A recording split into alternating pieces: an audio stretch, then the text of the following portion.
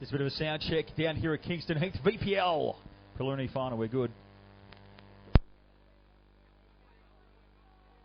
And with that, we welcome you this afternoon to Kingston Heath for the Victorian Premier League Preliminary Final. Dandenong Thunder, the minor premiers, up against Green Gully. Taking you through the starting lineups. Firstly, for Dandenong Thunder, number 1, Stuart Webster. Number 3, Andrew Mellett. Number 5, Brian Brand. Number 6, Ross Thompson. Number 7, Liam Kearney. Number 11, Iqbal Jawadi. Number 12, Shbedam Mala. Number 13, Shane Reshepi. Number 14, Craig Alvin. Number 19, Nate Foster. And number 20, Luke Sherburn on the bench today for the Thunder. Vetan Kukhtari, Feston Aziz, Enes Sivic and Zaim Zanelli. And for the mighty Green Gully Cavaliers, number 23, Nikola Roganovic. Number 2, Daniel Jones. Number 4, Mitch Bissinger. Number 5, Rodrigo Vargas. Number 7, Jeffrey Fleming. Number 8, Jason Hayne. Number 9, Brent Fisher. Number 12, Matthew Sanders. Number 16, Mile Medjedovic. Number 20, Ozzy Uthoraro. Number 21, Brian Vanega. The bench for the Cavs, number 1, Reece Keane, Stephen Downs, Hamid Basma, Andy Vargas and Jonathan Munoz. Mark Rankin with you. Of course, the prize for one of these two in 90 minutes time is a date with the Oakleigh Cannons in the Grand Final next Sunday at Amy Park. They'll be playing after the Wellington Phoenix and the Melbourne Heart in the Hyundai A-League, and we're underway here.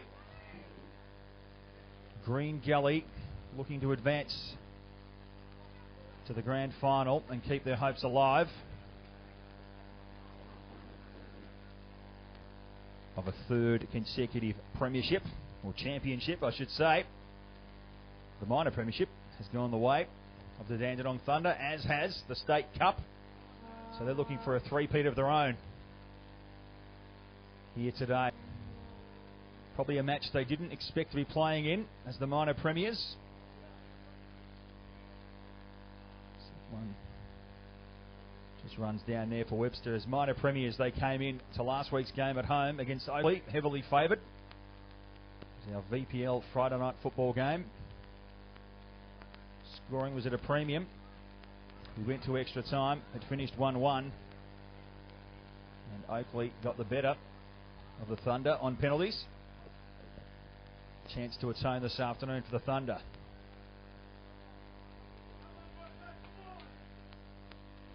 Throw here will be taken by Mullet. Straight down the line, looking for Sherburn. He's given away the foul. As Luke Sherburn. Very talented footballer. Does love throwing that frame around. He's a physical type. Referee seeing it this time. Sanders inside for Fisher. Just gets a clip from Craig Alvin. And all of a sudden it's a free kick in a nice part of the park for the Green Gully Cavaliers.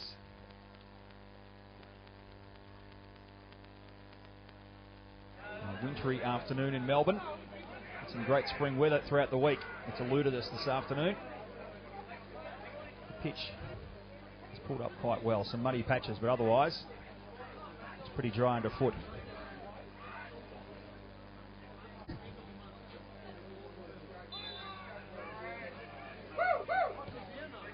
Floated across. There's numbers for Gully. There was a head-on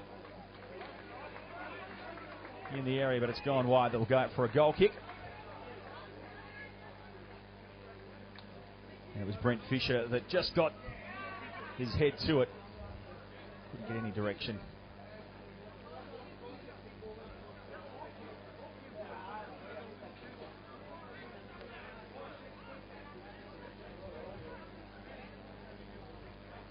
History in the competition on Dandenong's side. They've won 5, lost 3, and they've drawn 2 in their battles in the top flight in recent years. Working through the middle of the Thunder. For Mullet. Went back inside. He was looking for Nate Foster. Couldn't get there. Nate Foster. The flash up front for the Thunder. 11 goals so far this season. Didn't find the net last week, but was a constant threat for the Oakleigh defence. Will no doubt be the same again today for Gully. Here he is. Odd down for Sherburn. Looks to spread it for Marla.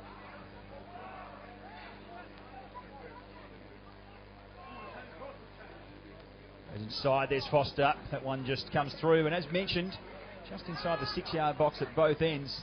The ground in as good condition as you could hope to be, given the amount of rain in Melbourne over the last 24 hours. But the two areas of the park that will be of concern to both keepers is inside that 6-yard box. Plenty of mud. You could see that one just skipping through. Bogdanovic wasn't super worried about it coming through, but it just deceived him a little bit with the bounce. Something to watch out for throughout the day. Vargas. A little contact from Marla. Expect the Thunder to have the lion's share of support here this afternoon. Down here in deep southeast of Melbourne, not too far away from their home digs. Down in South Dandenong. Gully, like me, have made the trek across town. Melbourne down to Sherburne. Looking for Liam Kearney. Couldn't get there. Contested in the middle there. Fisher. Vargas. For a 1-2 with Sanders, but Sanders couldn't execute.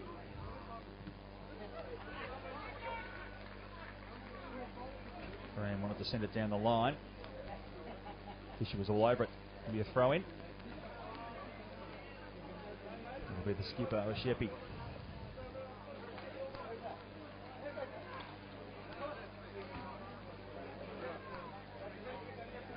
Turnover, Utararo. Onto it, and it's Fleming. Again. Now Sherburne. He's got Foster in front, but also 4 Gully defenders. Brings it down. Now out wide again for Marla. Laid off into the area. Some defending to do, Gully. It's Bissinger that does the work.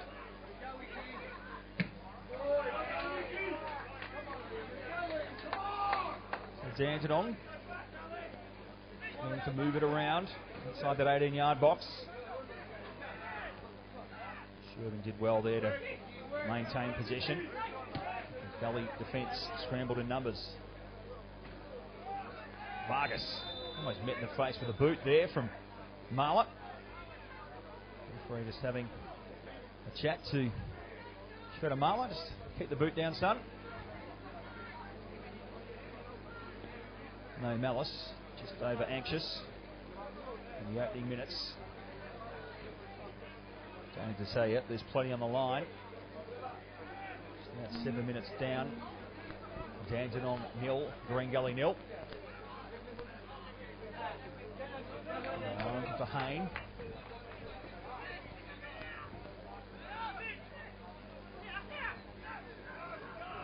Bissinger. All the way back. Melbourne was wanting offside from the assistant referee. Matthew Sanders banged home 9 goals in season 2012 so far as Matthew Sanders.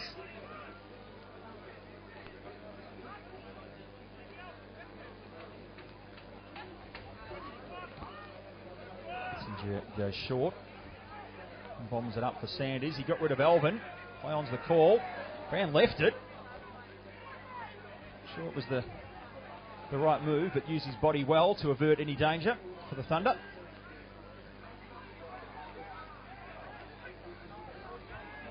Vargas linking with Jones and through the middle now Vanega.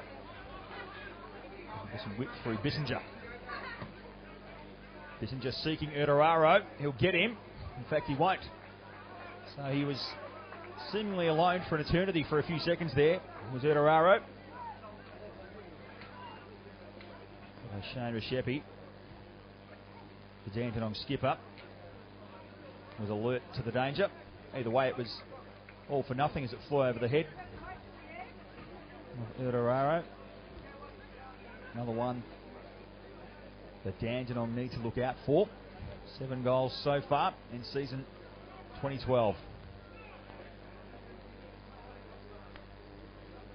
Not sure if anyone else here in the box can tell me, but Green Gully, of course, looking for their 3rd straight championship, and they've won, I would imagine, a dozen or more VPL titles. Getting a half nod from John Bonacci on that one. Hayne, the shove in the back there from Jawadi. Jawadi's got the arms out, pleading his innocence, in my experience. When you've got your arms out like that, it means you've done something wrong. And you know it. So now another chance, Green Gully. And they've taken the kick quickly. Trying to catch Dandenong unawares. They caught me unawares, if it counts for anything. So Sanders just doing that quickly, and not sure how much his opponents or even his teammates knew about that one, but he saw the opportunity. He saw Webster off his line. Must be said, if he placed a bit better, he'd be a stroke of genius. Another chance for Gully, but only goes as far as Alvin. Past the 10-minute mark. 0-0. Following the VPL finals, we of course goes down looking for Hayne, but doesn't get there. We observe the FIFA rules here. If we're locked at the end of 90 minutes, as Bissinger goes into that challenge, and it's Andrew Mullett. In fact, it's Bissinger. We'll see yellow for that one. Didn't quite time it well. Also went in with 2 feet, and coming in his favour there is Andrew Mullett while he's still on the deck. He's not looking too worse for wear. Would have been a lot worse for both players, you feel. Back to Gully. They've won lots of premierships, let's just say it that way, or championships over the last decade, and that Ian Dawson era, where he's been there, he's gone, he's come back again. Sherbin, just half a chance there. Sanders has got Elfin behind him. Now Hayne. He's into the middle for Vanega. Vanega wins it back, or gets it back. Udararo versus Reshepi. Reshepi with the shoulder wins. Vanega, top of the D. He swung. Fran was there.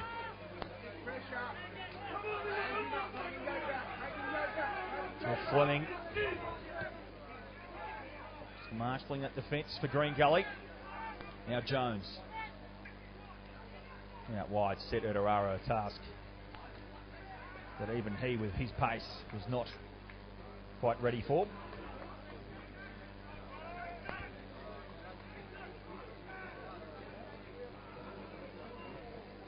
Sheppy elects for the short throw. Miscues that one. Lucky for him, it was straight.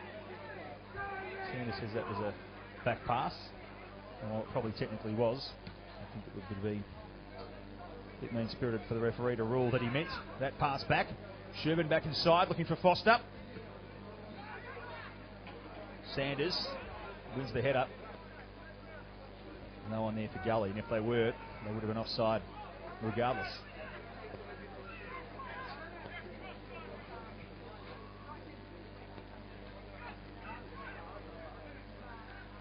Sherbin just does a amount of work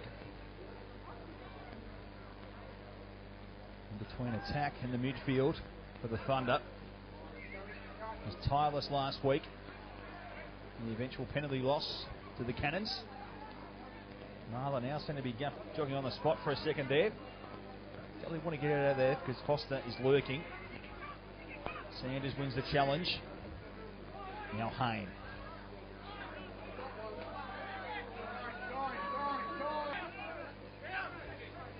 Gone through Mullett. Ross Thompson and then Sherbin. Give the guy a wrap. And just sends that one out for touch.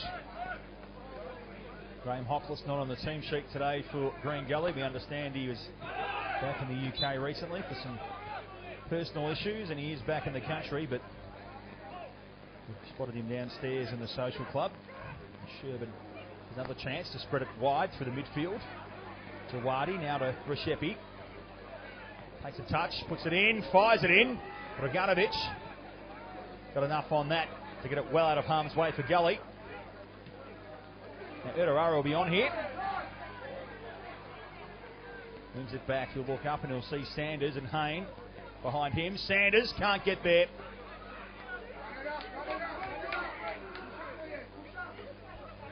Talk about each week here on VPL Live, but there are these half chances or quarter chances that when they don't come off, the game goes on. And quarter-hour mark. This one scoreless so far. The ones you tend to rue down the stretch. Sanders has got Vanega. Tried to get him. Sheppy was wise to it. Doraro. Fancy will win this one back. He does. Plenty of green shirts in the box. And sees it off. Awkwardly but effectively, Cooney gets it out and has another challenge against Vanega.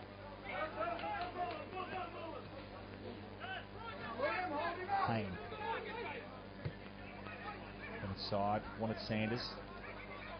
He already went for a run. The teammate wanted him to stay put. First touch, not so much.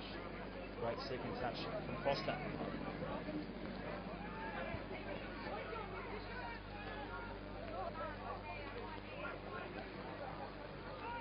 So while Gully have plenty of experience holding the VPL trophy aloft down on Swan Street, be it at an Olympic Park or at Amy Park, Dandenong Thunder still looking for that first victory in the top flight.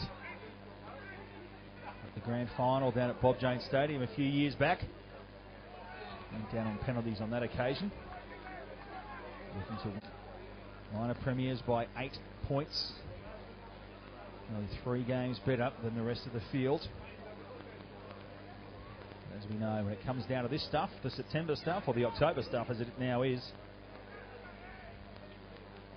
what happened during the season simply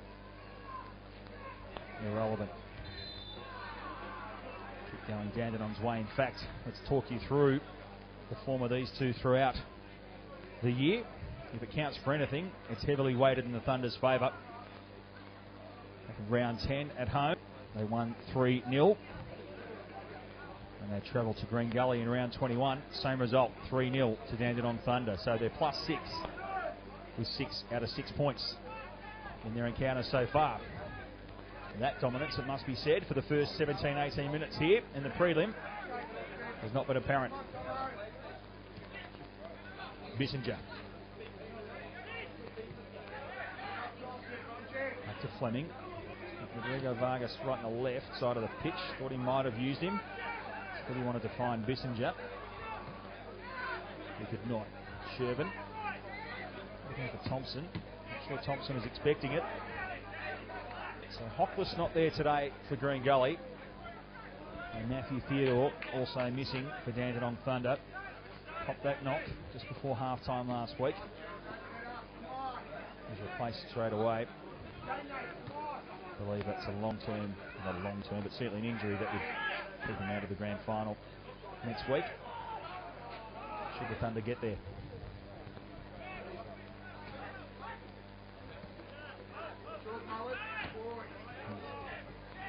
Apparent, Fleming gets clean bowled there. It was apparent. But they just lacked a little bit of his ingenuity when he did come off last week. Matthew Theodore. Chris Taylor forced to soldier on.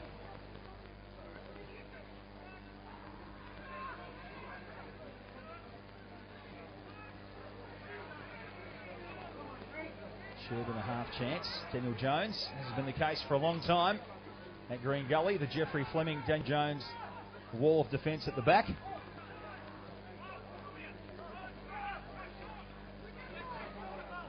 It's doing what it does best. It's going to be too long for Hayne.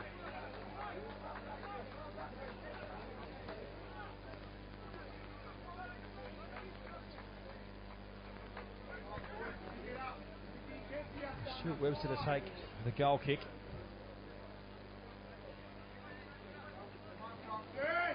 Mike Foster 11 goals in the campaign. Liam Cooney 7. We also had Luke Flynn, of course. Golden Boot winner. With 17 goals. A couple of players at Dandenong who have surnames that they don't quite actually go by, so I'm getting some looks here in the box. I'm hoping I've got that right. I'm sure they'll tell me at half time if I don't. In the meantime, Fisher Put Jones under pressure, especially with Foster lurking. And Foster's given away the free kick. And to give you an idea of just how wintry the conditions are, Foster's gloved up. So.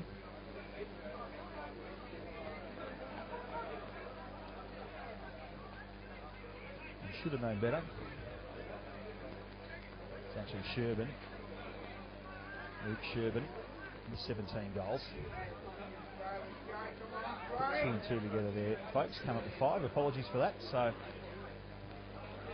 plenty of goal scoring power between those 3 right there. You're talking 35 goals.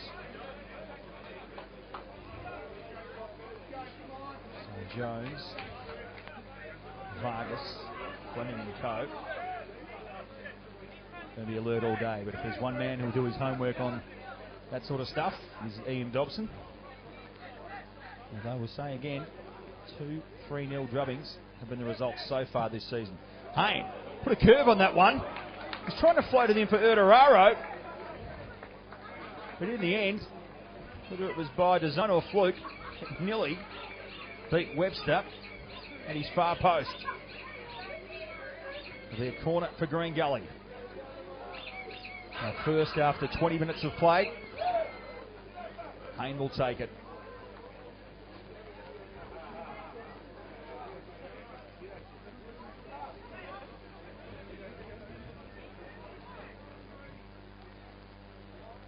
Hayne goes short.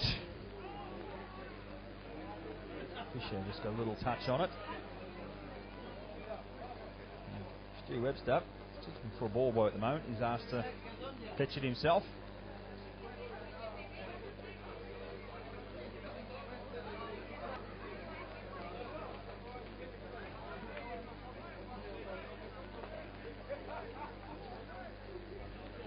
Not backwards in going forwards so far have been Green Gully.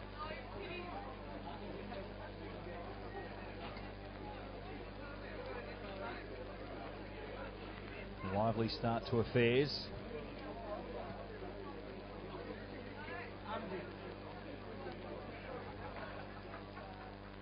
Sanders lets it run and win it back. Brand's hot on his heels. Sanders back inside. He had Erdoraro relatively unmarked. If he had have linked, he might be looking down at a 1-0 scoreline the Cavaliers' way. Instead it's Sherbin. Pops a little push. Thinks he deserved a free kick. Either way, it's now Foster. Works his way inside. He will be. Rodrigo Vargas. Fleming. Bit of experience there against Sherbin. It's now Kearney. Vargas couldn't get his head to it. Panic stations for a second there for Gully. Not over yet. Fisher eventually clears. Brand will likely come back. No, he won't. U-turns, finds Jawadi. Thompson. Jawadi again. He's got Vanega lurking. Didn't want to get the pass off before Hayne intercepted. Brand down the line. Now with Sheppy. He's got some players in the box. Lets to go low. Daniel Jones sends it out for a corner. Expecting that one to float, come in as a high ball. Probably clever in the end that it was kept low. Jones had seen enough.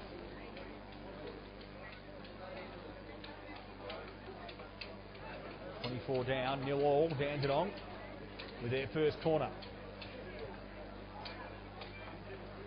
Looking for a chance to trouble Roganovic. Weren't looking likely in that one. Rushepi again now. Floats in. Vargas. Hayne. Marla. Be Mullet now. Down the line with Kearney and back to Mullet. Handball, but definitely more a ball to hand situation. Play on's the call. Erdoraro v Alban. Alban elevates. Brings the head on the second try. Send that out just on the halfway line.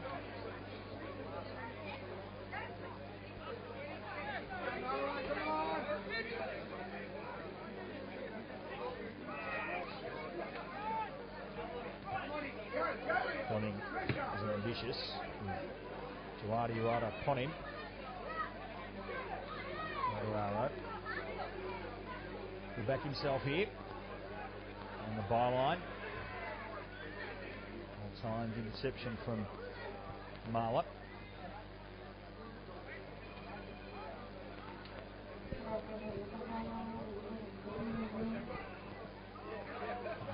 Long, a goal kick, and spare a thought. We talk about the wintry conditions. We can see a couple of parklands over here. Cricket being played in the background. It lets you know that we're right at the end of the football season with cricket already underway. Not sure what kind of condition the pitch will be in today. Might be playing on a concrete or a composite. Is it composite? The old pitches, the old mats. John Bonacci, the leader newspaper, says playing on mats. Maybe unlikely. Anyway, moving on back to the pitch here. This is the pitch that we're worried about, is the one here at Kingston Heath Soccer Complex. As we said, all told, held up well in the conditions. I saw it Dandenong last week, patches of the park in Great Nick. Other patches resembled a swimming pool. And that really stifled some of the attack for Oakleigh in the first half in particular. Took them most of the first half to kind of work out the lay of the land and eventually get their way through. And I guess the Thunder, that's what it's all about, winning the minor premiership, having that home ground advantage. That said, get them through. They're here today playing off in the preliminary final. Brand, one touch to Sherburn. Out wide to Sheppy.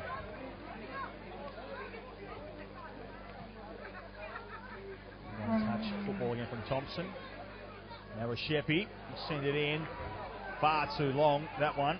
The only player there was Liam Kearney. He's a goal scorer of some ability, Liam Kearney, but he's also, have a quick look around, the shortest guy on the pitch. That was asking way too much of him. Running now to Vargas. Sanders. Left down, looking for Venaga, but just wasn't alert to that man, Kearney. He lost in height and makes up with great pace around the park.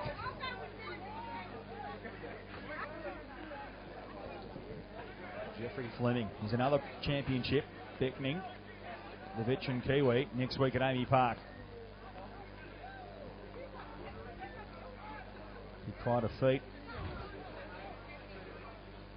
It's a group here at Green Gully that, I'd say what, at least a good 60-70% of the squad have been around for quite some time. They've seen the good times. Udararo, probably not in that batch. He wanted a free kick. Venaga, not great first touch, but has the ability to win it back, and then just cops a little cheeky one from Jawadi.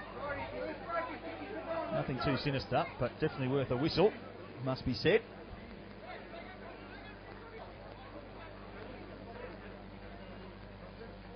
Luke Sherburn would agree with me by the looks of a little chat with the referee. Araro. All of a sudden on this side of the pitch. Here. Kearney. Foster.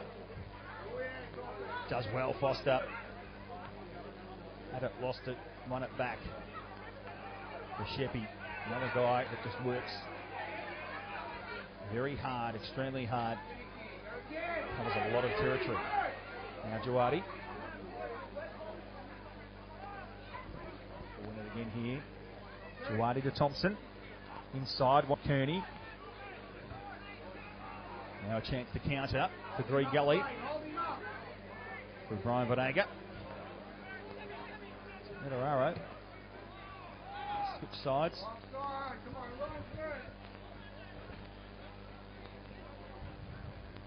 And the right boot not getting the right result from the Green Gully perspective there. Half hour gone. We are goalless in the VPL Preliminary Final. Right here on VPL Live, Mike Van Aken with you.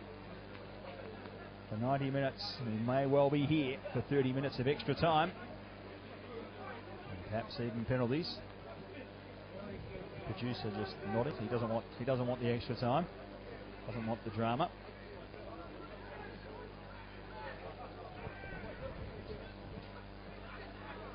Jones to Bissinger.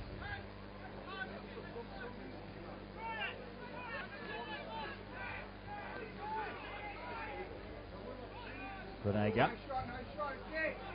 Saw the tackle coming, saw the second tackle coming, kept onto it, and then pulls the trigger on target. Certainly in terms of, have another look at it. I'll say it's on target. It was on target for, I guess, an over if we're playing international rules, but just didn't have any of the requisite control to cause any problems for Stuart Webster there. Dandenong breathed a sigh of relief.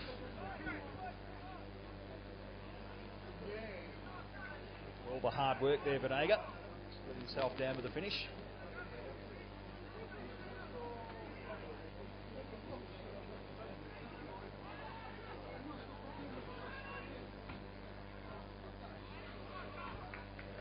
Sanders down the line. Won't get him.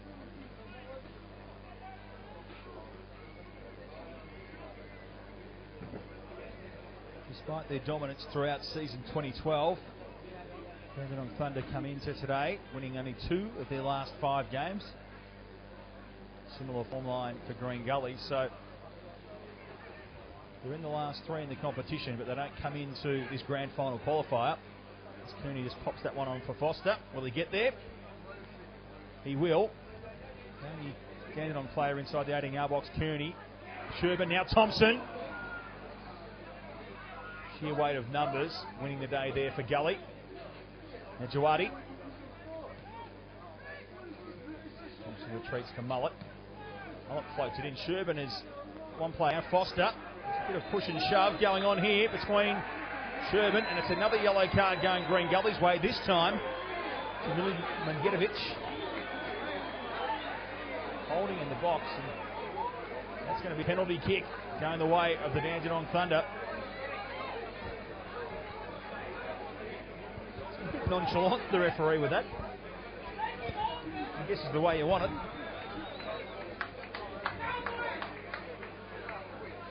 So 2 yellow cards now for Green Gully, and I've got to say, and I looked at some of the other guys in the box, I thought maybe the holding on Foster was the penalty more than... Anyway, put it this way, I think there was a Dandenong penalty there. I'm not sure which one was awarded, whether it was the right one. So it was Foster, okay.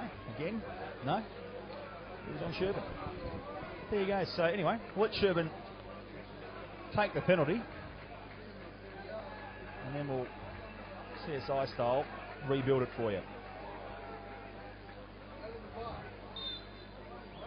Sherbin. Slots home, goal number 18 in the Victorian Premier League.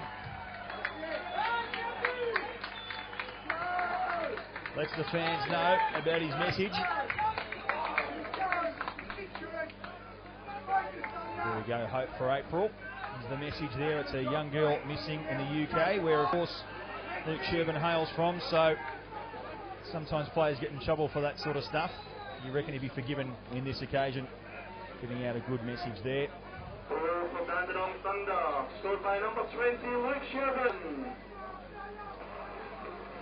And so it's Luke Sherbin, our goal scorer, as we said.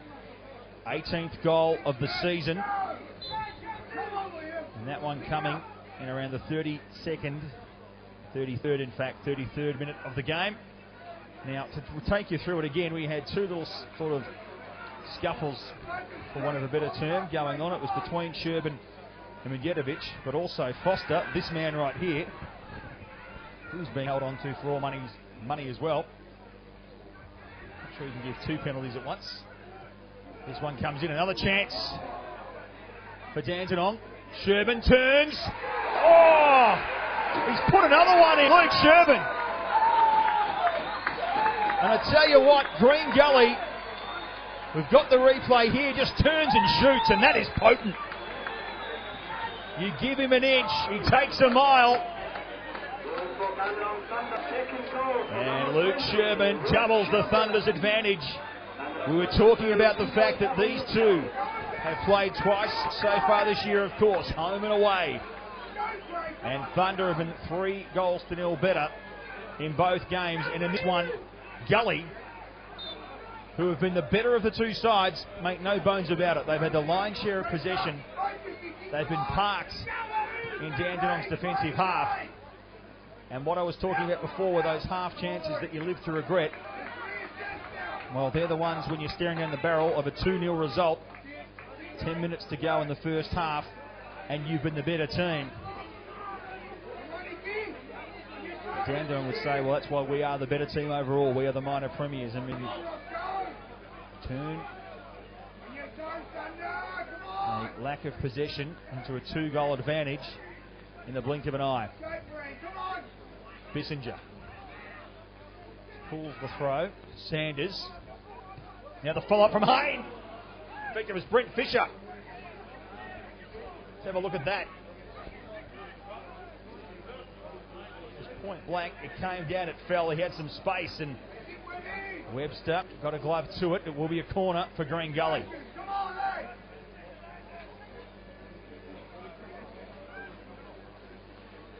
Amazing stuff from Luke Sherman.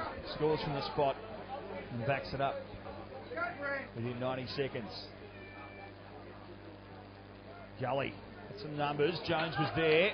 It was actually Sherman who cleared that off the line, so he scores a couple and perhaps saves one for Gully as well, for Dandenong as well.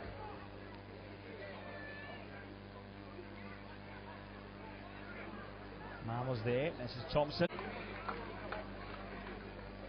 Really amazing stuff. Turned this contest right on its head of Chris Taylor's Dandenong Thunder boys.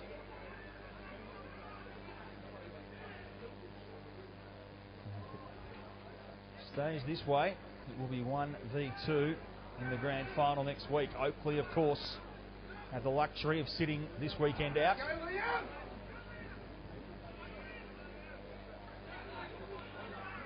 Even in that game last week, helped Dandenong. They're probably, in boxing parlance, the winner on points. The winner. And the referees report at the end of the game. That's the only one that really matters. Slide in there from Thompson. He's punished.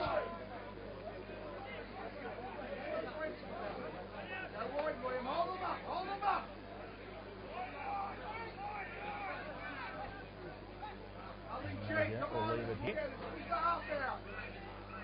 Vjedovic, who's himself with a caution in the first half, led to the penalty. I say that with any surety, but that was the case. So, talk about Jones and Fleming, his experienced bodies at the back, and doing Vjedovic a disservice to not include him in that same breath. Not too far off from half time, within 5 minutes. Wouldn't expect too much extra time to be played.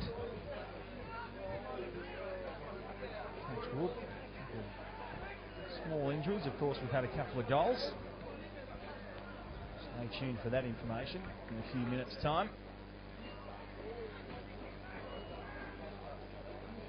And as you'd expect, those goals have rattled Gully here. They were dominant in possession. And probably to be fair in goal scoring chances too. Although another one presents here. Calls it handball. Brand just jogs along with the arms by side to prove the point that it was nothing of the sort. Now Kearney.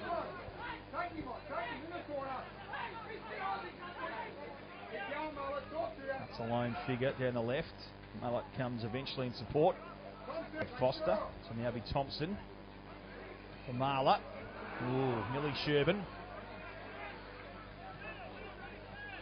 Sanders. Berardo. When he looks up, to his chagrin, he's going to see Brian Bonaga making a run for the middle. Sanders was at the back of that attack. This observer, the wind has been knocked out of Green Gully sails a little bit here. And on the same token, Foster, he's on. He's alone, he's waiting for the cavalry. Here comes in Reshepi. Some cavalry of their own there, with the Cavaliers through Jeffrey Fleming. So just another chance to be opened right up in defence there for Green Gully. Make sure, come on, Thunder. No doubt something to be pondered and addressed by Ian Dobson at half-time. Stephen Downs, Ahmed Basma, Andy Vargas, Jonathan Munoz. At Dobson's disposal on the bench. Sherbin again, he's got some space, takes a touch. So come back inside, and in the end, one touch too many.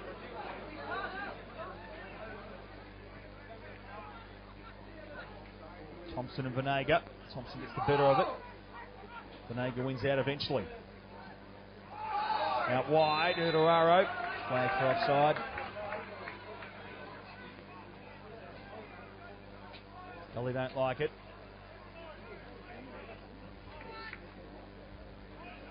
To be fair, things rarely do. You ask a winger, they've never been offside in their lives, so 42 down, 41 down in fact. Here in the preliminary final, Dandenong 2, Green Gully 0. It was 2 goals in the space of 2 minutes. Let's turn this one right on its head. Luke Sherbin came in with 17, now 19 league goals to his name. He'll be collecting a golden boot on Monday night, gold medal night. Mullet wants to shield Bissinger off. He does.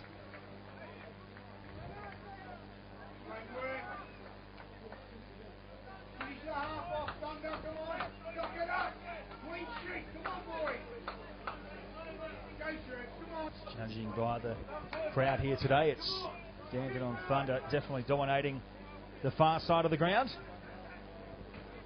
And we'll see on screen as Webster brings this goal kick in.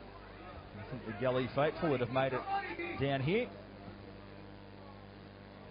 Sit just in front of our commentary position here on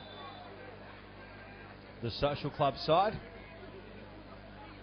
Gully, a club that doesn't usually attract the biggest supporter base, but it's one that does win plenty of championships, and through the board of directors down there, one time they do bring the numbers out is Grand Final day. They put on the buses, they buy the tickets.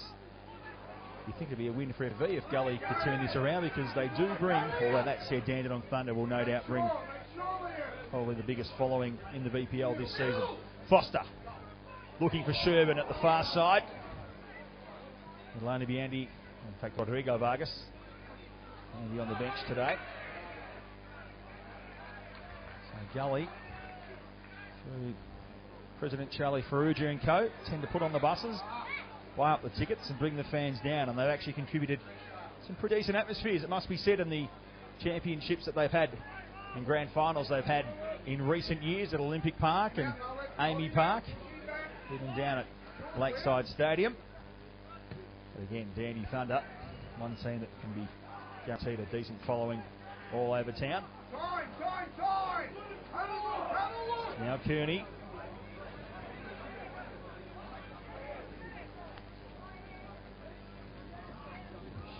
Sherbin back to Marla. Kearney. It's one touch. Emma Jones gets himself a little bit torn inside out there. Let's have the last minute of regular time.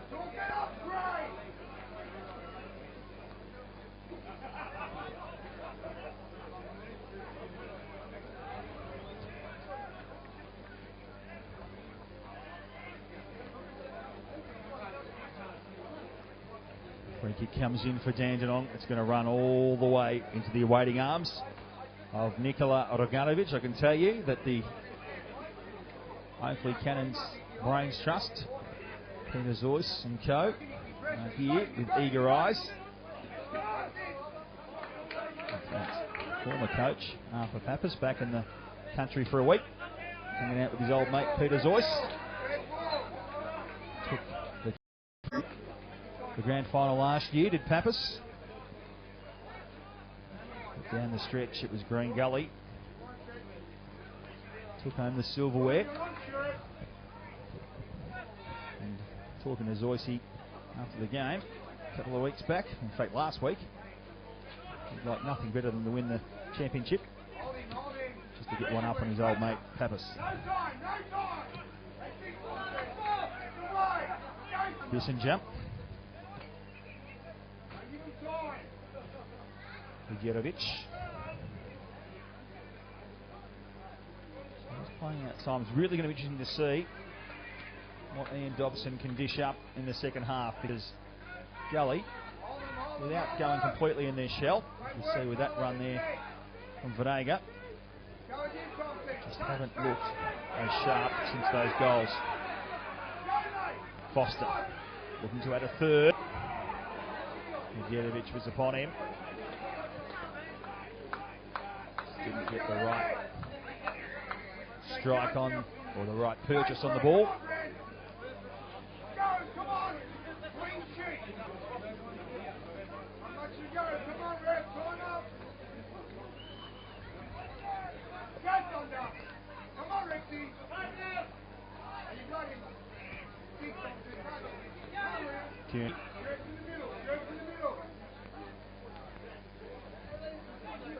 Again, looks support, finds Girardi in plenty of space in the middle of the park. Sheppy for Shervin. Foster. It was a clumsy challenge from Bissinger on Shervin there. Certainly not enough to draw a penalty, but it's one that a little bit careful about. Foster again. Trying to go short for Girardi. The weight of numbers is too much there for Gully.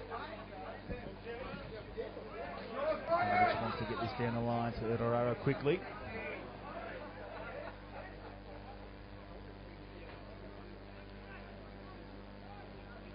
Vargas with a throw. They dearly love to pull one back right on the half-time whistle with Green Gully. Just a little bit of hope in life. It's an experienced team, Green Gully, experienced coaching staff, experienced playing staff. So they won't be too panicked at all by the scoreline, but that said, state the obvious, you'd rather be going in 2-1 than 2-0 down.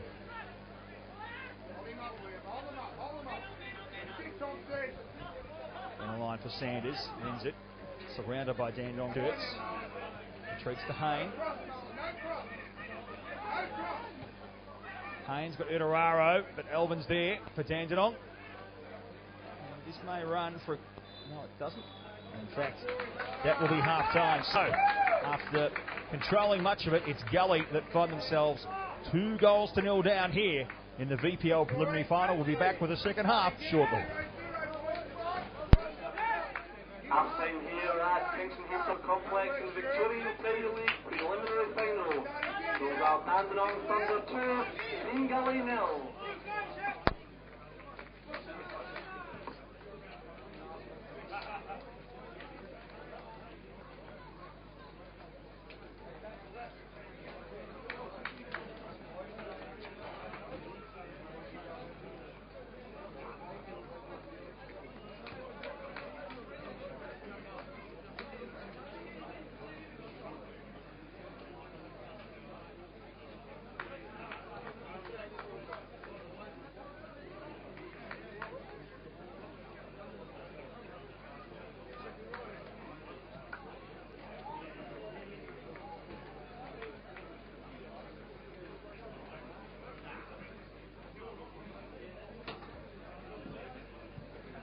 Yeah, that was really good. Yeah, it was great. Yeah, well done on that. That second goal was something. It was great to watch up.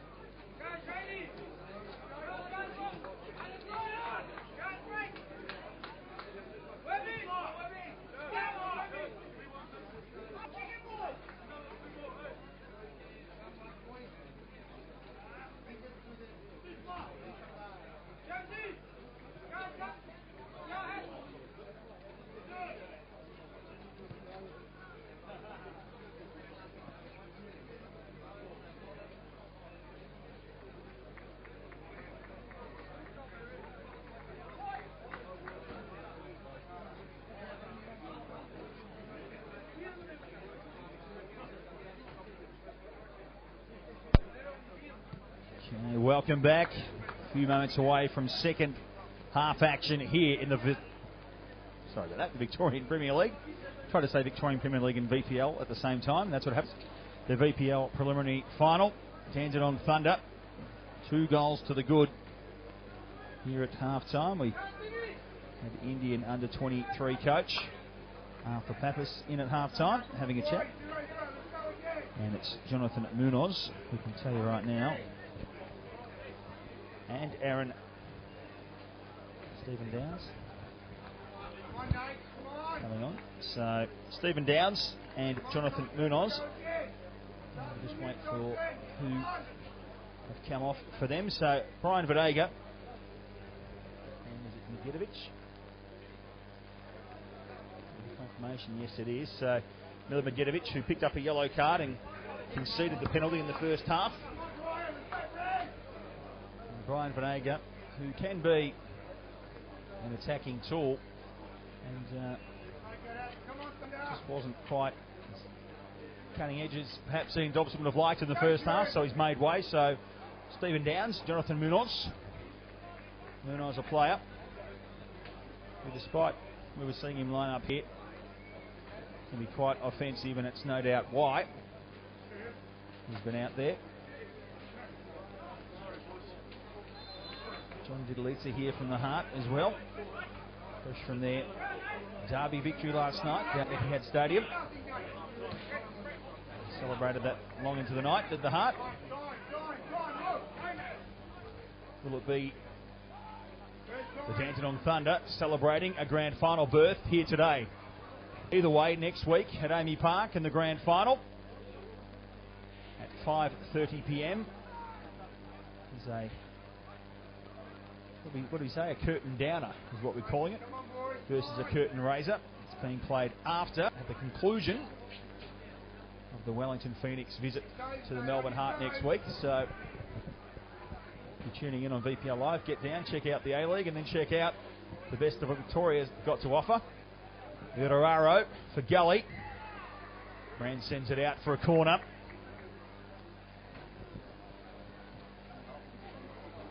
If Dandy can hold on to this advantage, they of course will play off against Oakleigh.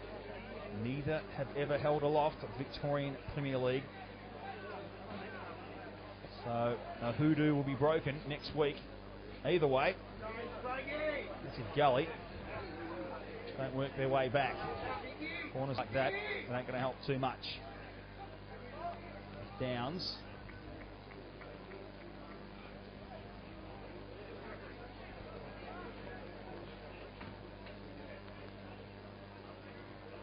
Long way back, but not someone to sit on his hands. He's Ian Dobson.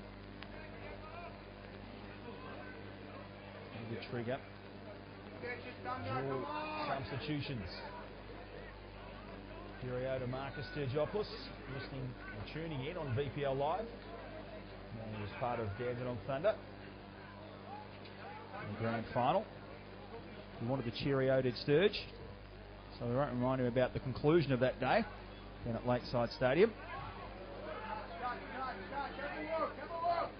No doubt I'll cop a bit of grief for that comment later on. Foster wins the free kick. Messenger pleads not guilty. Now another chance. And also heard from Liam Bentley with FFV at half time that Luke Sherburn did get permission before the game. He said, if I do score a goal, I've got the message on my shirt that I want to show. It is for a missing little girl in the UK. So I guess a distressing situation, but good to see that the goodwill being spread across the globe through football.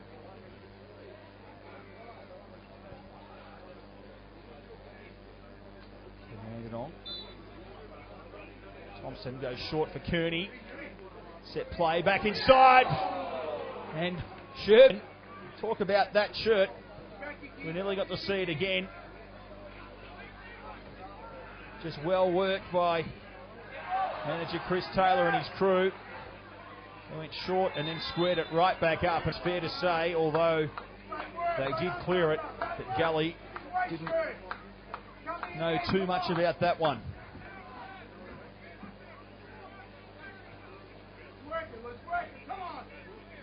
Inventive stuff.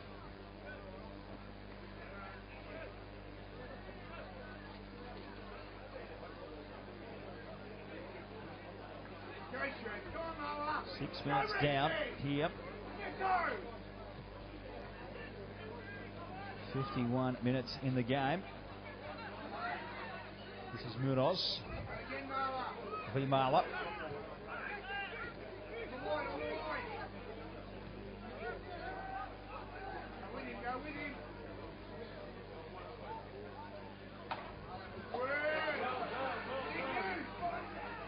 Sherburn again. A shove. Went to ground. Asking where the free kick was. Ref says contact, not nearly enough to be giving away a free kick.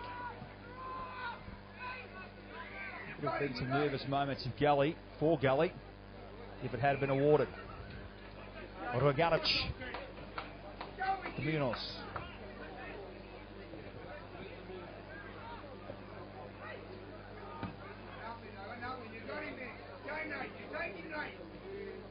Vargas. Up to Bishop. Fleming had a man on. Uses his experience to hold the ball to the last second and then release it. Ball released here for Urararo. Can't get there. Unconventional but effective little throw there from Webster. One touch stuff there for Dandenong through Sherburn. He's looking for Foster, not working. Hayne at the other end. Gets to the front. Takes a tumble. Some of the Gully faithful want a penalty, or at least a free kick. Play on the call. Looked to be the right one. Thompson goes long, looking to find Roganovic off his line. By the time the ball arrived, Roganovic was right back where he needed to be. Downs, back by Thompson. Downs again. This time through Jones.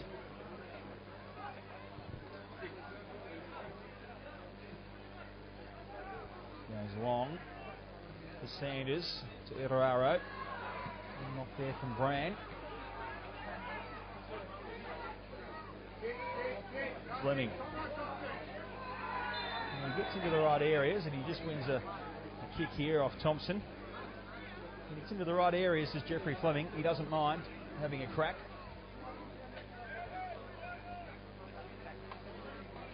Who'd blame him?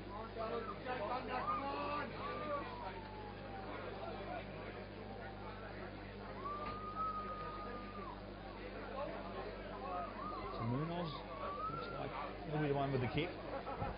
We expect a floater. He's got Payne, Erraro. Jones is up there too. Looking centres, lurking on the right.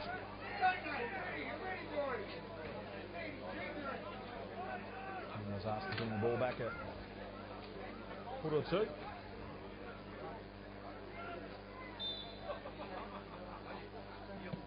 Munoz in the end went for glory. And we'll see again on the replay.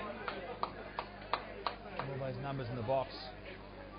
Given his positioning, I just wonder if that was the best option. 54 minutes played. Dandenong 2, Green Gully 0. The kind of desperation stuff you don't expect to see from a side like Green Gully too often.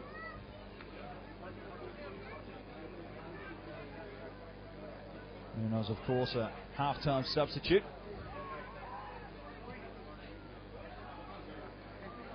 Jedivic and Venega making weight.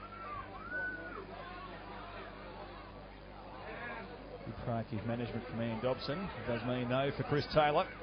He has the luxury of not only a 2-goal lead, but knowing that he can be a little bit more judicious with his bench throughout the day, throughout the second half. Stick more to the game plan. Dobson and the Green Gully crew has to be a little bit inventive here. Bishop Does well, looks for Sanders. Sanders gets the first touch. Going to knock from behind. And the whistle's gone. A card will come out here. And it's a red card for Andrew Mullet. It was a tackle from behind. Not a lot in it. Andrew Mullet, he can't believe it. He's devastated. Because of course that means, if we stay with this result, that he'll be missing the grand final next week. And the young fella who signed a youth contract with the Melbourne Heart. Assist there to Daniel Quinn on that info. He's, I'll tell you, that's in the 56th minute of the game, I believe. So, we talk about what Gully needs to get themselves back in the game. I was just talking how Chris Taylor was holding all the cards. And within a second, he's not. Harsh penalty dished out on Andrew Mullet. He's taking his time to get off the park too. And he's devastated.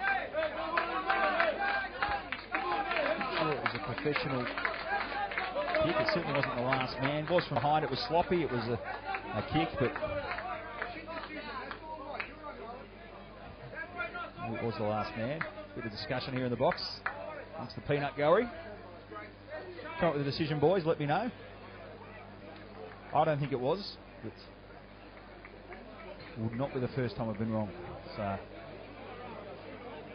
Ward is being brought back now. Can Gully bring one back here? And all of a sudden, against 10 men, as good as the minor premiers and the cup winners, state knockout cup winners, Dandenong Thunder are, it'll put some life back into this preliminary final, no doubt.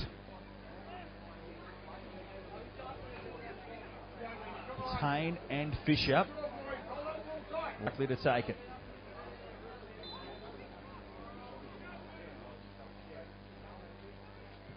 It's Hayne straight into the wall.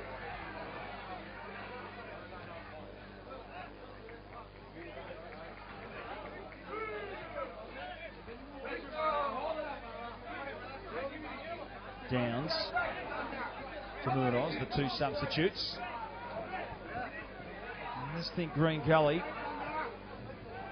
as the referee's whistle went, Gully had the advantage. They were in the box. I think it might have been Fisher, who was one-on-one inside the 18-yard box. As that one comes in for Hayne, who meets, I think, Craig Alvin quite heavily. And Craig Alvin, we reckon he might be out. Can we have a look? Now, we don't know if it's an injury. We can't, unfortunately, give you a replay of that one, but there's looks like a bit of concern from the Dandenong faithful, but you wonder where the advantage was for Green Gully with that whistle going. So either way, they certainly have an ultimate advantage here of playing against 10 men, and you reckon Craig Alvin, and here's Craig Alvin, can we confirm? Yes. He might have gone head first into the park here. So maybe even a head clash. And all of a sudden, Dandenong Thunder 2-0 up, but they've now lost Andrew Mullet, promising young defender, to a red card. A guy who's done a mountain of work today, it must be said. And now Craig Alvin. They'll be hoping it's probably something as simple as maybe a concussion for Alvin. If it's not, certainly hasn't looked to have moved since going down. I'd say one group of people that would be smiling about all this, not that they'd be smiling that there's a player injured, of course, but smiling about the situation would be those gentlemen parked in front of our commentary box here, Peter Zoyce and company, the Oakleigh Cannons. You have the luxury of having the weekend off. Another extra week for players to pick up books or cards or anything of the like.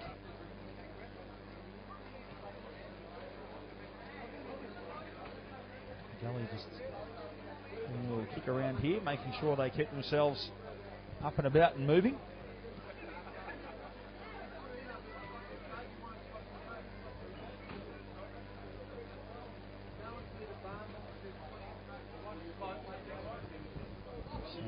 keep track of time here. Clock is ticking over, but we're no doubt going to have quite a few minutes of added time at the end of this half.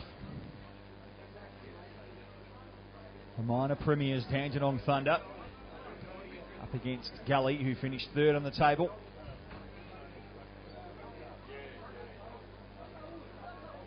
The Patches in that first half, they were the dominant team, with little doubt. Green Gully.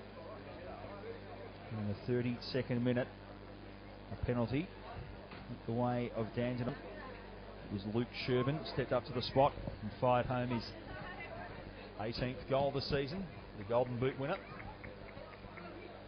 And it wasn't more than 90 seconds later that in general play he was given space top of the 18-yard box by this experienced Green Gully defence, and as would be suggested by his goal scoring tally, the Welshman fired truly textbook clinical finish. Left with little chance to get it there was Nikola Bogdanovic. You can tell you that Craig Alvin is at least sitting up and alert. But the next test is going to be shortly when we try and get him to his feet, no doubt. And that ain't going to happen because the stretcher is now coming out onto Kingston Heath.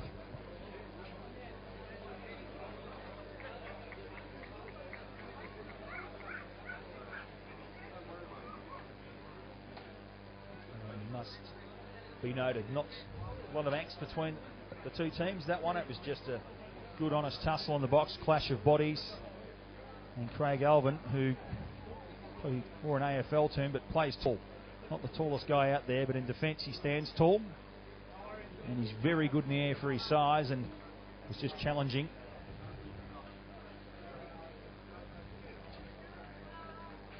So they've already made 2 substitutions, Green Gully, so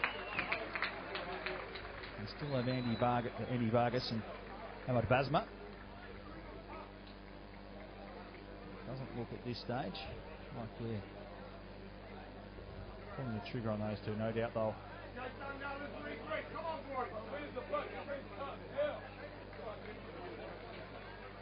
So Gully won't react. What will Chris Taylor do? I guess that's the most important question here with Craig Alvin.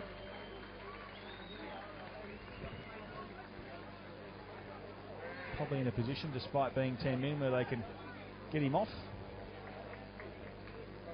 That said, they won't want to spend too long assessing him because they're effectively down to 9 men for the meantime. And all it will take, as the great Bill Shankly said, it only takes a second to score a goal. And if Gully do that, this one will be back to life. And I can say that we have had a substitution, so looks like Zanelli. No, it won't be Zanelli, of course. Exactly right, that's why it wouldn't be Zanelli. John, thanks for that. John Bonacci chiming in with the special comments for me there. So it's McElroy, who I didn't have on the team sheet, but it's probably just my oversight at the start of the game. The team sheets. So McElroy replacing Craig Alvin in the first chess piece, and Chris Taylor, substitution wise, is moved.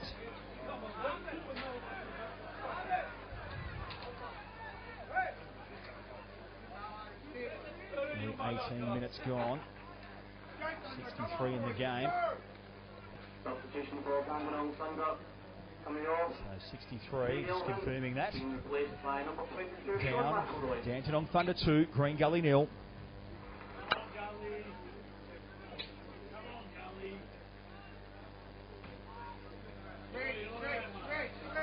Thompson.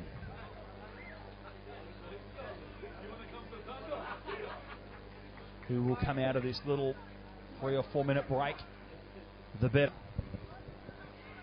The Gully defence that were holding a little mini clinic during that break, wanted to keep themselves moving around. No chance for the Lactic to build up.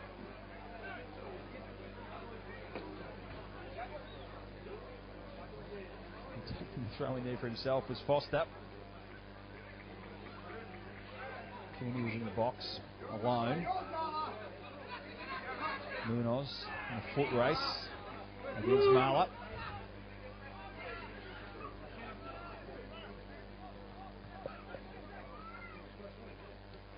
Fleming.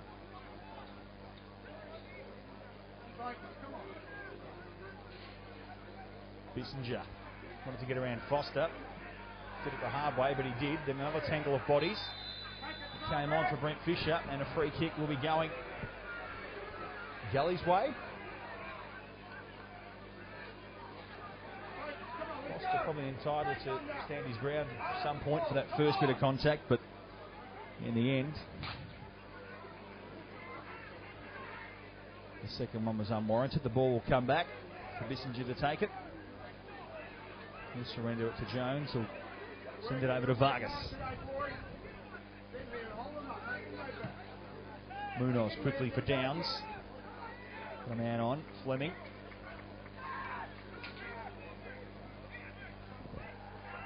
Jones again back to Bissinger. Diagonal ball. Looking for Downs. And he found Marla. Munoz.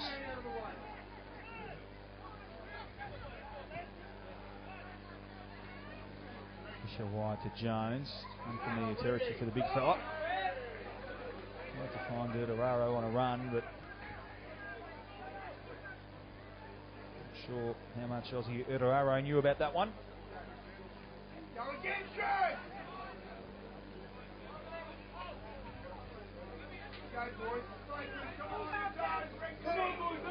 Jeff Fleming.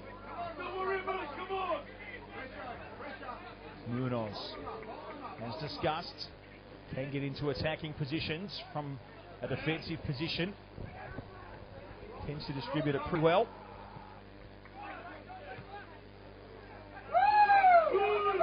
And goes all the way back to Jones. A few Dandenong fans don't like it.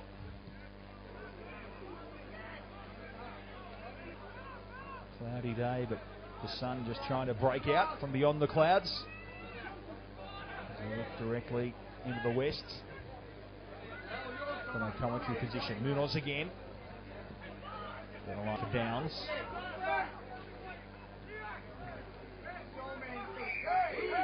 And despite being a man down, Dandenong Thunder at this point quite happy to let Luke Sherman fly solo up front and park a red and black bus.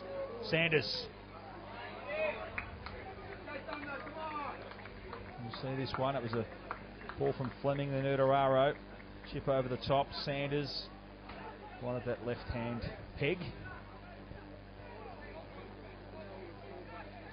So a corner. I'll take a short one here for Downs. Will float in. Webster's got some work to do, and it goes in! And Gully have got one back, courtesy of Rodrigo Vargas. We talked about needing a goal in this game and how it would spark Gully back to life. And no sooner have I said that Dandy are happy to park the bus. The corner was won. They went short. They went to Downs. He floated it in. There was a clash of bodies, a sea of bodies in there of green and red and black shirts. And it was Rodrigo Vargas. He points to the sky.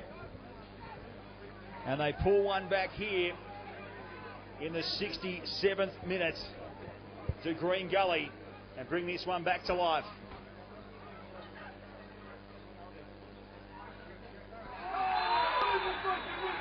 That one has caught the eye.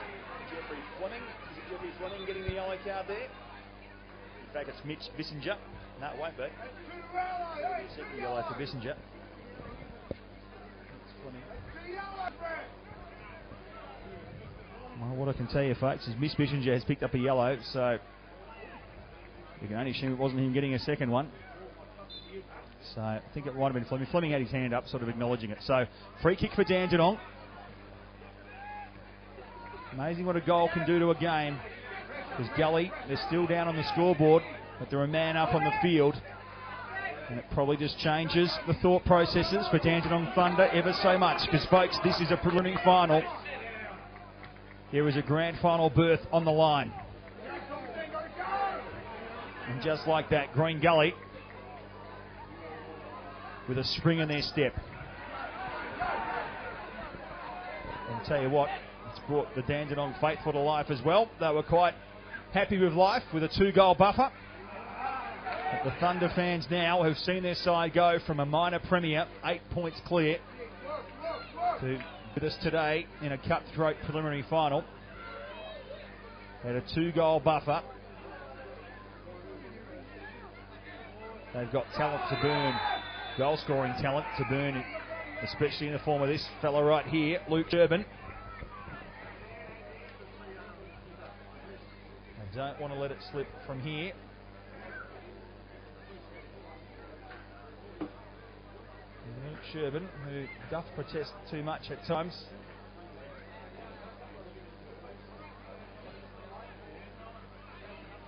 Has won a free kick here. Brand sits over it.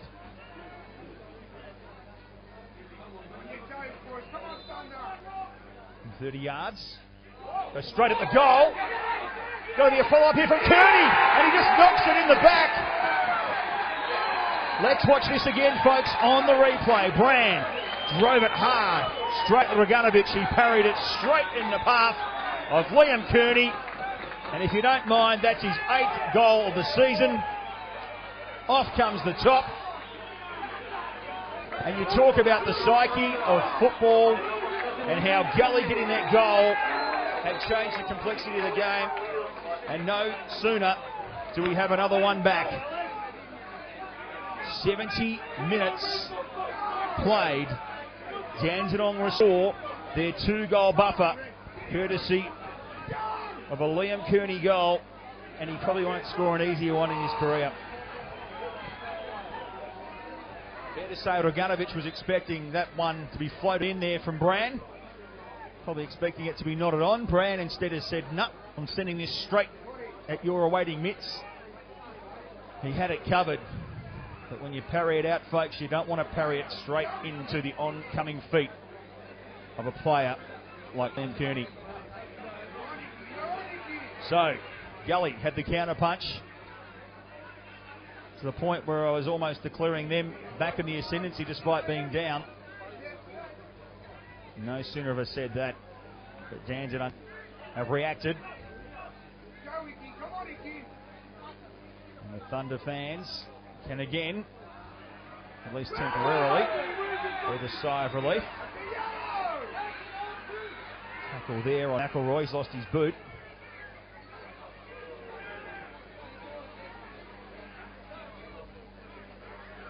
And you just reckon the defenders there from Green Gully just needed to be a little bit wiser to that. Vale Nikola Dovganovic out to some point. It's good enough for Kearney to pounce upon it. Dovganovic should be asking, well, maybe it was good enough for you boys to come and track his run.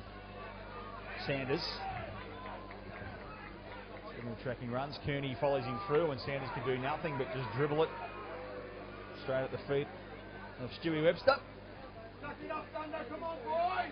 Keep the game out! You think we'll see at least 3 or 4 minutes of injury time. Down to that collision with Craig Alban. Right now, we're 73 minutes played. Dandenong 3, Green Gully 1.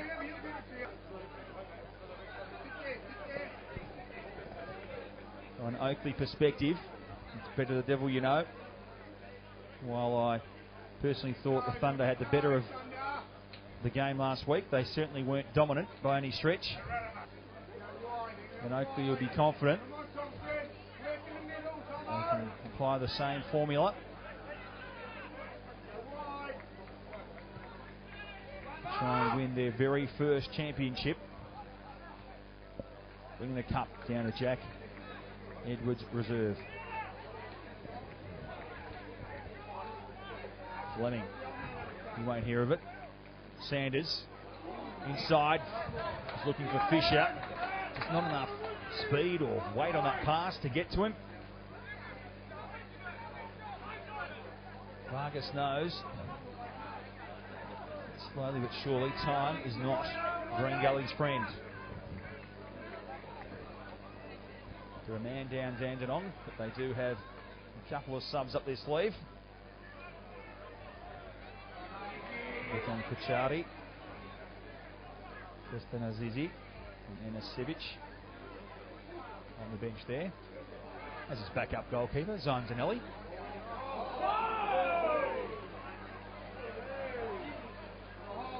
Munoz.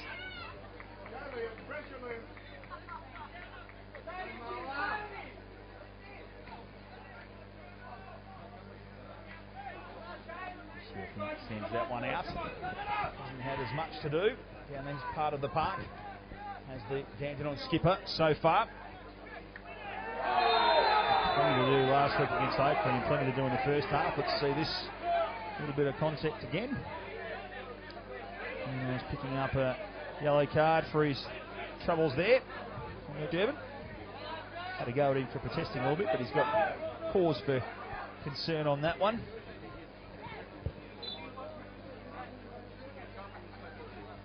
So Munoz has to tread lightly for the rest of the game.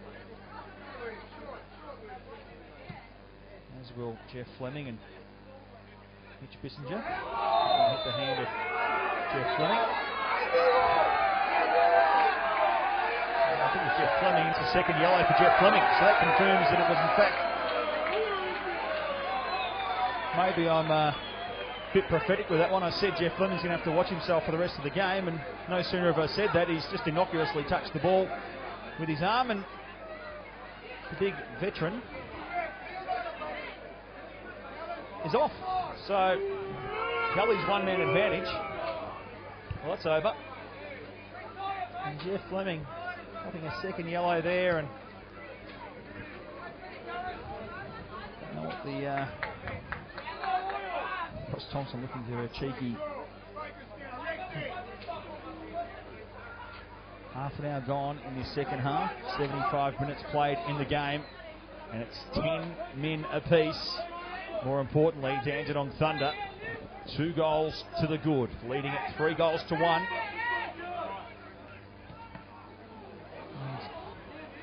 don't want to dwell on it too much, but Jeff Fleming maybe a little bit hard done by there. Not sure it was entirely deliberate.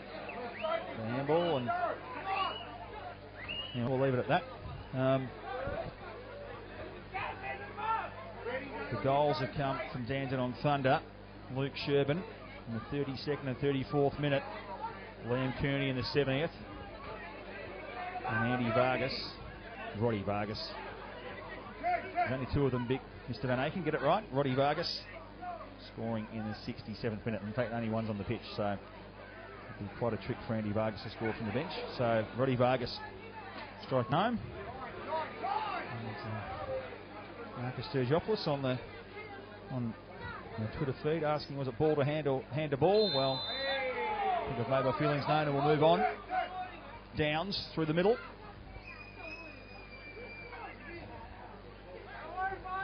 We've had a little bit of everything in the second half. We've had goals to each side. A pair of yellows to Jeff Fleming in the space of probably only 10 minutes of play. Here's Foster. Yet to score in this final series. You might save it up for Amy Park for the big dance next week.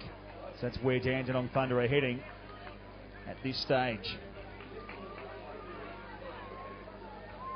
And speaking of Andy Vargas, here he is. And it's going to be Brent Fisher that makes way. Or is it? Bissinger's also heading over there, but I don't know if he's... In fact, it is Bissinger that makes way. He's the other Gully player that was sitting on a yellow card.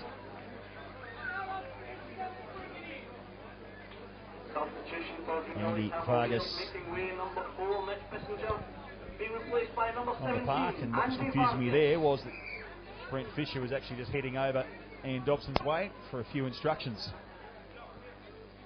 Taking advantage of the little stop. And the rain starts to come down. And if they get too heavy, much so we've played this game without rain.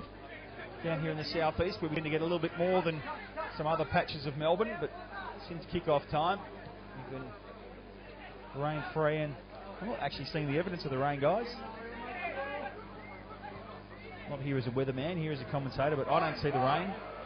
Leader newspapers, John Bonacci says yes. The cricket's still going, I can tell you that much. Back to the football again. Foster up against Vargas. And Stephen Downs.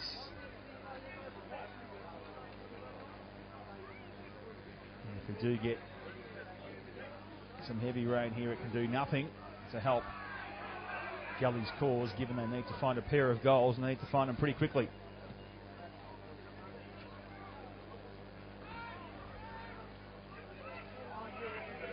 Just over 10 minutes to play in our preliminary final, unless something dramatic happens from a Green Gully perspective. What we love about football is the dramatic happens on a regular basis. Sanders to Fisher. Ediraro. And cough it up, he doesn't. Downs wins the ball back from Foster. He also wins the free kick. Take too long with this, Gully. Andy Vargas goes short and it's chopped off by McElroy. So another wasted opportunity. Jones wanting offside there, which was interesting. He was on the wrong side of Sherbin. Anyway, Sherbin inside the 18-yard box, works his way in, and that will be a penalty. And Daniel Jones will see yellow. Let's have a look again. Sherbin just worked his way in, knew it was going to come, the contact. Wasn't exactly super hard contact, but it was certainly a penalty in my book. More importantly, it was a penalty in the referee's book. And Sherbin can get into the 20s with this spot kick. Looking for his 20th goal. He's number 20 on the back of his kit. So a bit of synergy there. Still got the job to do. Can Roganovic keep him out? He can't. Roganovic went. Sherbin took his time. And it's time to take a sigh of relief. Dandenong Thunder, folks, winging their way to Amy Park next Sunday to take on the Oakleigh Cannons in the VPL decider. So we will have a new champion this season, or a inaugural champion. It's either going to be the Thunder or the Cannons. And that one was racked up in the 79th minute, and that's the hat trick, of course, for Luke Sherbin. Two from the penalty spot, and a handy piece of work on his own. Let's put this one beyond the reach of Ian Dobson's brave Green Gully.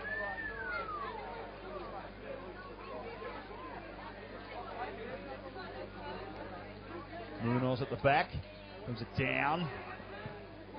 Took too long with the second touch there. Marler was right onto it.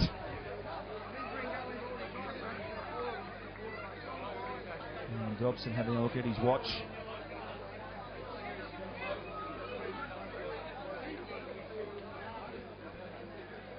It's a cheeky one from the spot there for Luke Sherbin. Nikola Roganovic. He went early. Sherbin basically sat back and said, well, if you're going to go early, I'll just wait till you're flat out. Planking style, and I'm going to just chip that one into the back of the net. Munoz. And as far as a Sheppy.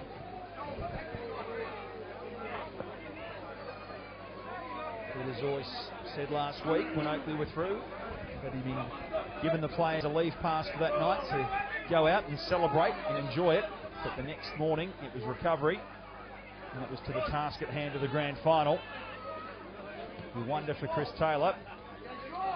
And McElroy been asked to defend and hold off Payne here, and he does.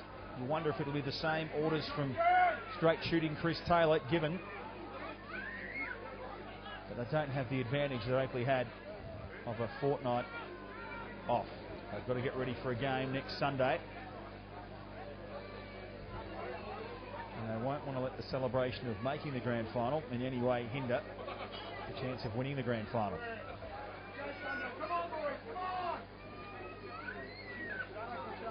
These are two clubs who've never tasted the ultimate glory. They have it on some varying levels of Victorian football. Munoz, a clever chip. Thompson coughs it up. Chance now for Gully. Through Hayne, fires. Munoz follows up, and another good save there from Stuart Webster. Great stuff by the Dandenong keeper. He was well weighted in, made the one save, came back out. Munoz, there was plenty on that. It's out for a corner. Taken by Sanders. Jones was there. Ball, Hayne, one touch, second touch not there. Gully.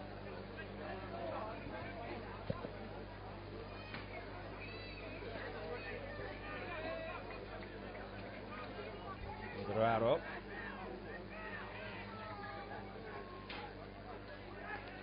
Downs. It's been lively since coming on at half time. Vargas. Scored Gully's lone goal of the afternoon.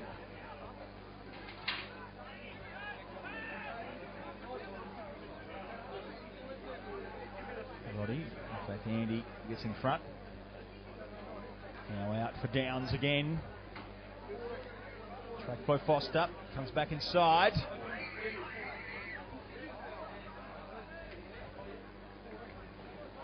Gully will get another opportunity here, not too far away. A full-time whistle in this one. Dandenong 4, Green Gully 1. Udararo wants to do something about that. Swing and a miss. And didn't quite get the angle on that one, so as this one runs down from Dandenong, in the mind of having a bit of a replay to work out precisely what was happening there. It did go onto the bar from Stuart Webster's mitts, and for just a split second I thought it might have then rolled across the line. And it's hard to judge from the crowd because it's about an 80-20 split between Dandenong and Gully fans. Here's Kearney. Oh, wanted to go back inside. Daniel Jones wise to it. Yeah, so the fans not giving me much of a guide because they wouldn't have been cheering, obviously, for a Dandenong own goal. But I don't think it got anywhere near as panicky as that for the Thunder. So ultimately probably chalked up to another good passage of play for Stuart Webster. Said a good afternoon. Anytime you win through to a grand final, you call that a good afternoon. Uraganovich, on the other hand,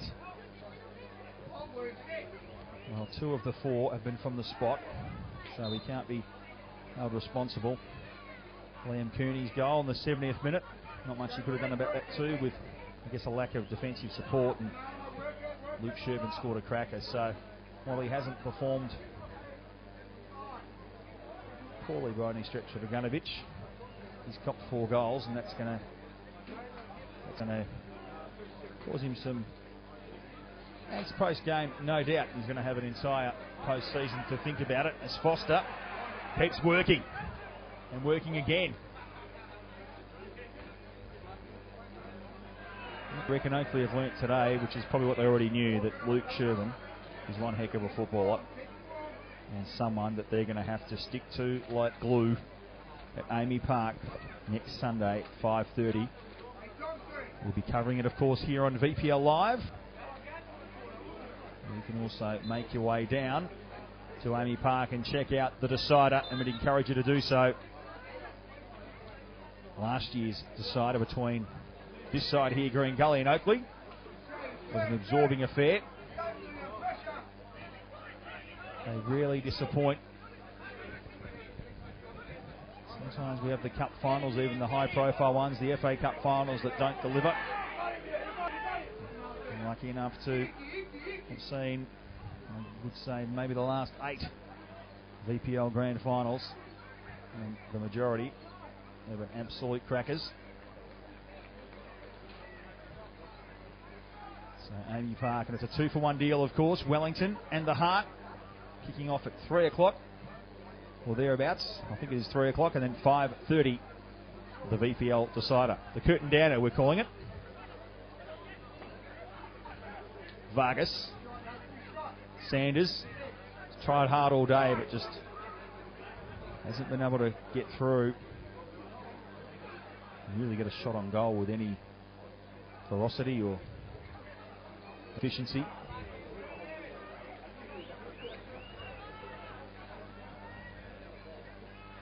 Downs.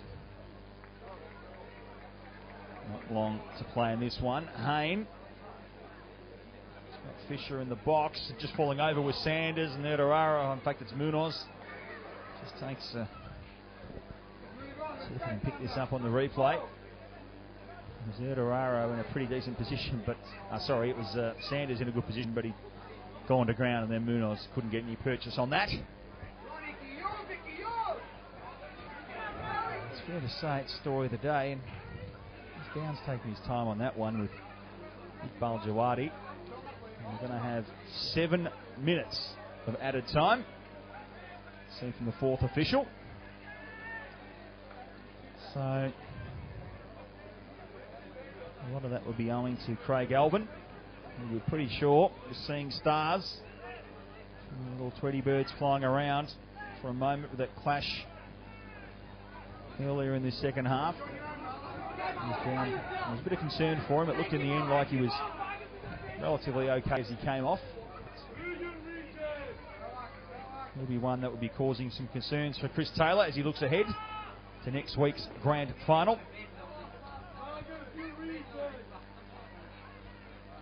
And the other one, I guess, a bit of bad news today. There hasn't been too much bad news for Dandenong, but the slight bit of bad news would be defender Andrew Mullet. He's shown a straight red. And he won't be playing at Amy Park next week, and he knew it. He cracked to his knees at the time. He was absolutely devastated. I dare say his next game, in a red and white shirt with the Heart Youth team. Munoz chopped off by Roshepi. Sanders turns. Webster's there.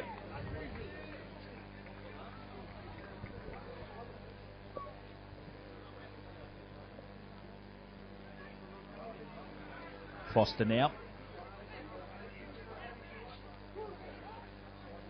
Cooney.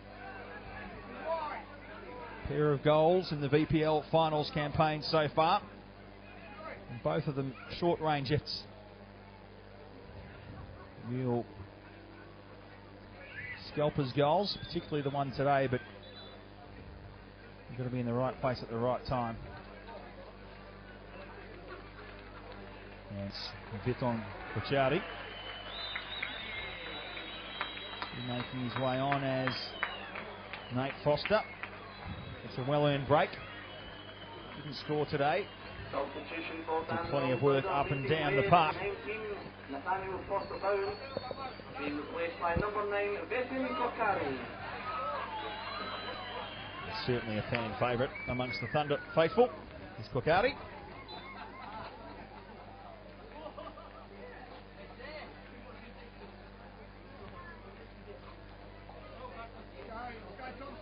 More importantly, Craig Alvin look like. I thought they were not bringing Craig back out, are they? Playing with a few paradols, and there he goes in the morning. Cowdy just doubles over it. Sherwin was maybe off then, but going to get released inside the 18-yard box. Sanders, one last chance.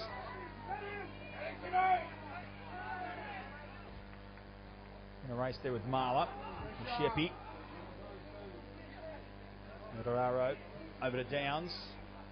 There's some gully people there.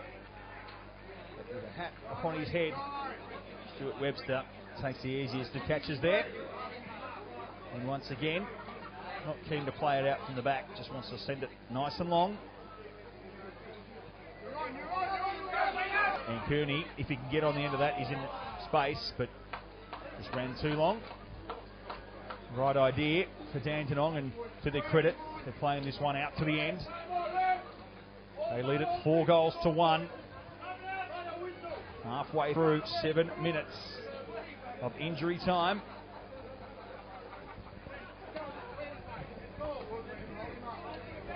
Munoz.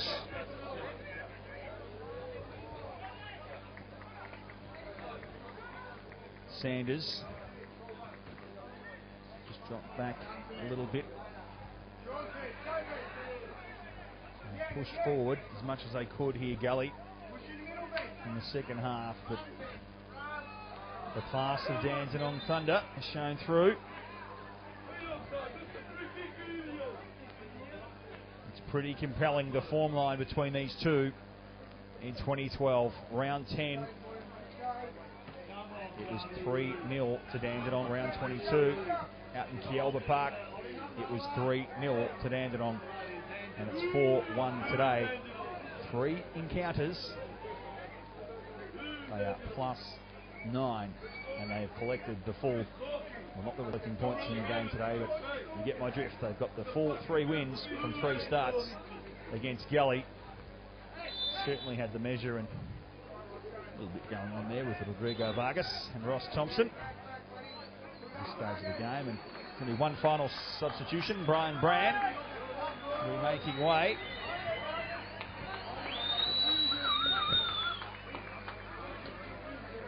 And that's Enes Sevic, number 2. That'll be a late substitution here for the Thunder. Daniel Jones is having a chat with the assistant referee, but at this point, Daniel, all pretty much in vain.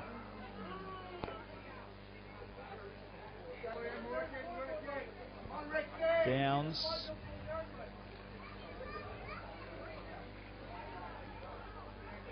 Here's Thompson. Sherburn. Oh, just wanted to put a little touch on and then go off to the races there. Vargas. Munoz. Tries to win it back. Both players, I think, expected a whistle there, one way or the other. Ref with a smile on his face, saying, "Play on, boys."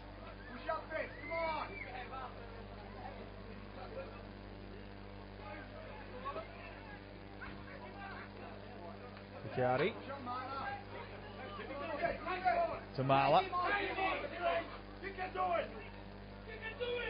To the byline, you can do it's the call from the Dandenong fans. In the end, he couldn't. And get as far as Jones. Sanders seems to be a little bit wiser to the pending threat there of Ross Thompson. And there's a high boot. Turns around. Wakes that one in the end pretty well for Jason Hayne. He does the same for Erderaro, who fires. Just needs to be putting, even at this late stage, a bit more pressure from Stuart Webster. You would think. All up, a disappointing day for Green Gully. They don't get too many of those in the finals. To the Green Gully Cavaliers, but they've got one today. And that's how it will end. Dandenong Thunder through to the Victorian Premier League Grand Final to take on the Oakleigh Cannons. It's 1v2 next week at Amy Park. Kick-off at 5:30. A curtain downer after the A-League match between Melbourne Heart and the Wellington Phoenix. Get there early and watch the A-League, and if you're an A-League fan, get there, watch your game, and then stick around and watch the Victorian Premier League decider. The goal scorers today, it was a hat-trick to Luke Sherburn, scoring the 32nd, 34th and 79th minute, taking his toll to 20 for the season. And Liam Kearney fired home in the 70th. The lone goal for Green Gully coming in the 67th minute from Rodrigo Vargas. That's the way it stands. Dandenong Thunder 4, Green Gully 1. Half of me, Mark Van Aken, and a couple of half assistants here today, John Bonacci, Daniel Quinn and the crew.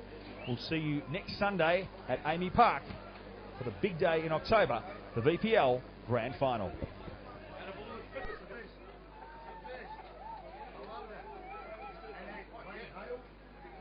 For the money.